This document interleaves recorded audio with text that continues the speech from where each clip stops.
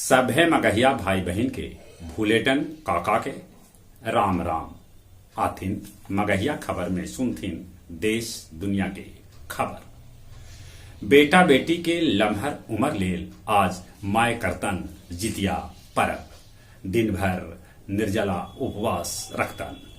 17 दिनी गया श्राद्ध के 7वां दिन जुटल पिंडदानी सभे के गया जी में उजूम।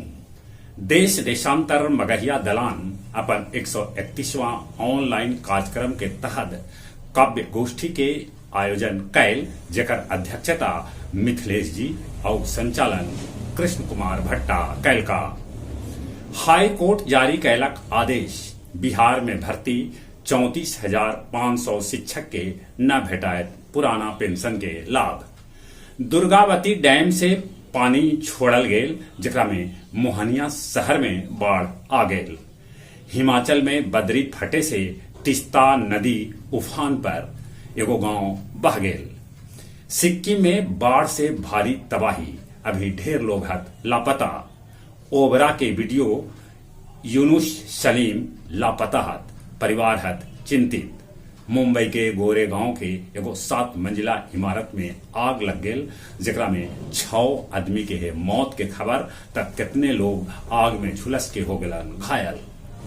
नॉर्वे के जॉन फोसे जीतलन साहित्य के नोबेल पुरस्कार। रूसी हमला में यूक्रेन के 51 नागरिक के हो गेल मौत। सीरिया में एगो सैन्य समारोह में ड्रोन से हमला होल, जेकरा में 67 आदमी के मौत के खबर।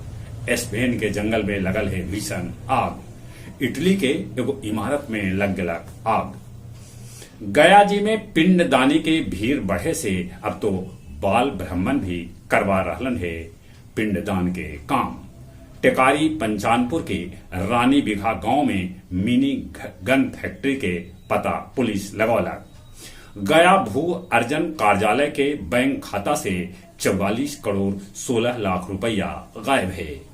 इमामगंज के बिराज गांव में हाई स्कूल निर्माण में लगल मुंशी के साथे लेवी के लेके लोग कैलन मारपीट।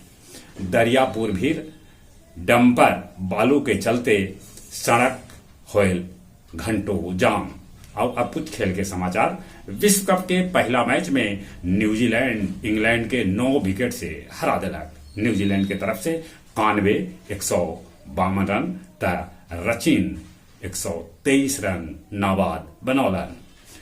एशियाड में भारत 21 स्वर्ण 32 रजत 33 कांस्य के साथे नंबर 4 पर बनल है त 179 स्वर्ण 99 रजत 55 कांस्य के साथे चीन नंबर 1 पर। 2026 तक भारतीय फुटबॉल टीम के मुख्य कोच रहतन इंगोर स्टिकम। और अभी सूचना भेटायल है कि गया जिला हिंदी साहित्य सम्मेलन के वरिष्ठ सदस्य राम नरेश सिंह पयोद अब न रहलन। उनका सत नमन। चले एक बार फिर से अपने सभे के भूलेटन काका के राम राम।